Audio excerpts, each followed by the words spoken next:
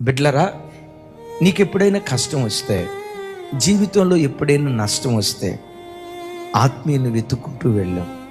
అక్క, నా ఇంట్లో ఈ కష్టం ఉంది, ప్రార్థన చేయరా? అన్నా, మా ఇంట్లో ఈ దుఃఖం ఉంది, ప్రార్థన చేయరా? దైవజనుడా, దైవజనురాలా, మా ఆత్మీయ తల్లిదండ్రులారా, మా ఇంట్లో ఈ కష్టం ఉంది, మా కొరకు ప్రార్థన చేయరా అని శ్రమలో ఆత్మ సంబంధమైన సహవాసాన్ని వెతికేటువంటి వారిగా ఉండాలి. పెద్దగా చెప్దాం ఆమేన్. పొరపాటున శరీర సంబంధుల దగ్గరికి వెళ్ళొద్దు, చుట్టాల దగ్గరికి వెళ్ళొద్దు, రక్త సంబంధీకుల దగ్గరికి వెళ్ళొద్దు. ఎవరు ప్రార్థన పరులో, ఆత్మ సంబంధమైన మనసు కలిగిన వారు, ఆత్మ సంబంధమైన మనసు కలిగిన వారి యొద్దకు వెళ్తే ఆత్మీయ ఆలోచనలు ఇస్తారు.